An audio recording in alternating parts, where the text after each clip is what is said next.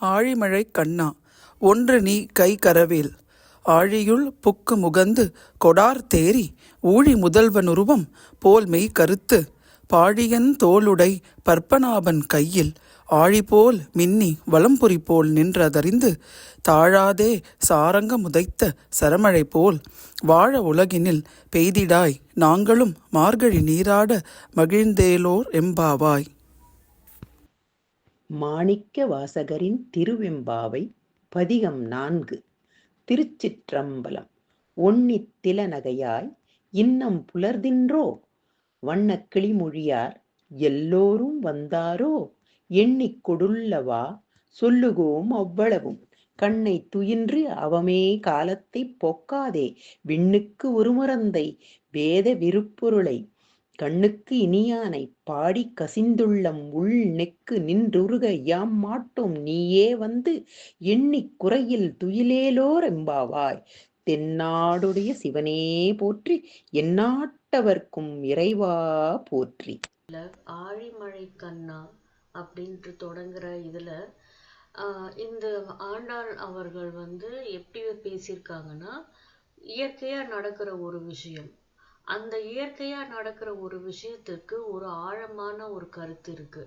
ஏன்னா இவங்க இந்த சைத்தியத்தை தொட்டு உள்ளிருக்கக்கூடிய தெய்வத்தை முன்னே கொண்டு அதை செயல்படுத்தக்கூடிய ஒரு கருவி. அப்படி தெய்வமே அவங்களும் உள்ள இருக்கிற பிரசன்னமும் வேற வேற இல்லாம அவங்களுக்குள்ளேயே கலந்து அந்த தெய்வமே அந்த உருவல இருக்கிறவங்க. ஸோ அந்த தெய்வம் தான் எல்லாமே செய்கிற விஷயம். அப்படி இருக்கும்பொழுது அவங்க இருக்கிற விஷயங்கள் எல்லாம் பேசுறத காட்டிலும் எதுக்காக இந்த வெளியில நடக்கிற விஷயங்களை சிம்பிளா பேசுறாங்க அப்படின்னு பார்த்தா, அவர்கள் தான் அனுபவித்த அந்த ஒரு பெரிய கருணையை மற்றவர்களும் அனுபவிக்க வேண்டும். இந்த தவிக்கின்ற ஜீவாத்மாக்கள் எல்லாம் அந்த பரமாத்மாவை அடைவதற்கு வழி தெரியாம பல பல கஷ்டங்கள்ல மாட்டிக்கொள்கிறார்கள். ஏன் கஷ்டத்துல மாட்டிக்கொள்றாங்க அப்படின்னு பார்க்கும்போது அதற்கான வழி அவங்களுக்கு தெரியாது. அவங்களுக்கு பக்தி பண்ற விஷயம் தெரியும், ஆனா நடுவுல அவங்களுக்கு பல தடைகள் வரும். ஏன்னா ஒளி என்ற விஷயம், தெய்வம் என்ற ஒரு விஷயத்திற்கு ஒரு ஆன்மா நடை போடும் பொழுது வழியில பல தடை கற்கள் பெரிய அளவுல நிற்கும். ஸோ இதுல பாத்தீங்கன்னா அவங்க ஆழிமழை கண்ணா, அதை நம்ம ஒரு கருணை தெய்வமே அப்படின்னு எடுத்துக்கலாம். அப்போ என்கிட்ட மறைக்காம என்ன நீ பண்ணணும் அப்படின்னா, எனக்குள் இருக்கக்கூடிய அத்தனை தவறான ஒரு ஆழத்துல பதிஞ்சு இருக்கக்கூடிய தடைக்கற்களை எல்லாம் இருள் போன்று சூழ்ந்து கொண்டிருக்கிறது. அதை நீ விலக்கி விட்டினா உன்னுடைய அந்த கையில எப்படி ஒரு தவறான விஷயத்தை அழிக்கக்கூடிய சக்கரத்தையும் சுதர்சன சக்கரத்தையும், அப்புறம் அந்த நல்ல விஷயத்தை வெற்றியை கொடுக்கக்கூடிய அந்த பாஞ்சஜன்யம் அந்த சங்கொலி எப்படி இருக்குமோ அது போல என்னுடைய ஜீவனும் நல்ல விஷயத்தை வெளி உலகத்துக்கு சொல்லக்கூடிய அளவுக்கு ஒரு மாற்றத்தை நான் பார்க்க வேண்டும். அதுதான் இதுக்குள்ள இருக்கக்கூடிய ஒரு பெரிய ஒரு ஆழமான ஒரு விஷயம். அடுத்தது நம்ம பார்க்கிற திருவம்பாவை அப்படின்ற பாடல்ல நம்ம பார்க்கிற அடுத்த விஷயம் என்ன அப்படின்னா, உன்னி தில நகையாய் இன்னும் புலர்ந்தின்றோ வண்ணக்கிளி மொழியார் எல்லோரும் வந்தாரோ. ஸோ இப்போ அகெயின் நம்ம மாணிக்க வாசகரும் அந்த சைவக்குறவர் நால்வர், அவங்க மிகப்பெரிய 4 பேர்ல மாணிக்க வாசகர் முதலாம் அவர். ஸோ அவரும் அப்படிதான் தான் அடைந்த அந்த பேருநிலை, உயர் பேருநிலையை தமிழ்ல நிறைய படிச்சிருப்போம். நம்ம வானோர் விண்ணகம் அப்படின்னா இதெல்லாம் உயர்நிலையை உயர் தெய்வ நிலையை குறிப்பது.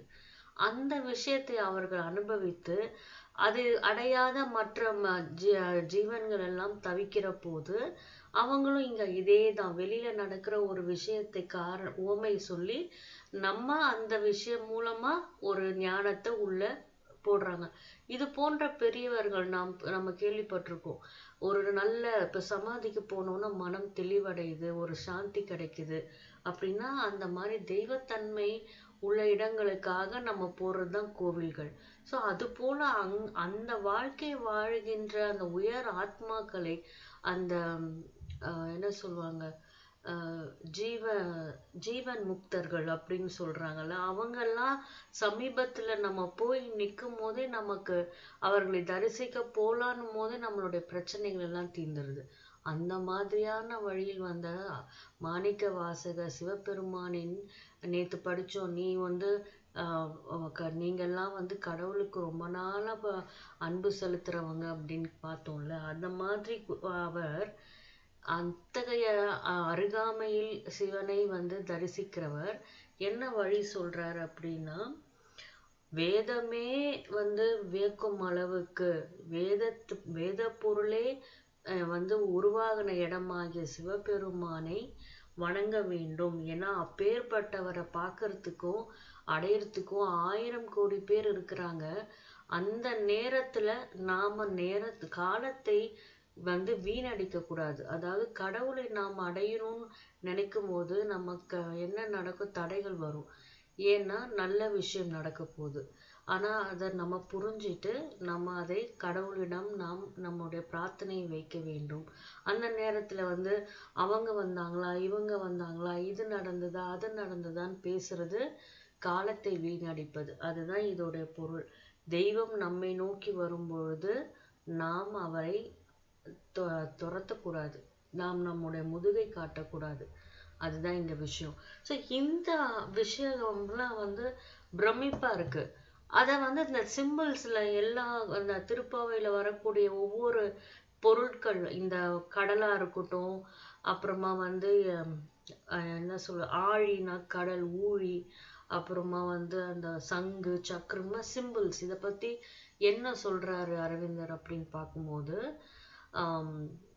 ஒரு ஒரு சிம்பிளும் வந்து தண்ணி, ஆழி, கடல், இந்த வாட்டர் அப்படிங்கிறது நம்மளுடைய கான்சியஸ்னஸ் விஷயத்தை குறிக்குது அப்படின்னு சொல்றாரு. அதே மாதிரி மழை வந்து symbol of descent of grace or higher consciousness. So இப்படி மழையா நீ வரணும் அப்படிங்கிறது தான். அப்புறம் அங்க வந்து மின்னல் வருது அப்படின்னு சொல்லுவாங்க. அந்த மின்னல் என்னன்னா, கடவுள் நமக்காக அனுப்புற ஒரு டைனமிக் ஃபோர்ஸ் நம்மளை வந்து என்லைட்டன் பண்றதுக்கு. ஒரு பகுதி சைத்தியம் கடவுளை நோக்கி இருக்கு, ஆனா மற்ற பகுதிகள்லாம் வந்து பிரச்சனைக்குள்ளா இருக்கு, கஷ்டப்படுறோம் நம்ம, அதெல்லாம் என்லைட்டன் பண்றது. ஸோ அடுத்ததாக அவர் சொல்ற இன்னொரு விஷயம், இந்த போட்டு, அப்புறமா வந்து என்ன சொல்றது, லேக்கு, இதுக்கெல்லாம் வந்து ஒவ்வொரு பரிமாணத்தை வந்து அவர் கொடுத்திருக்கார்.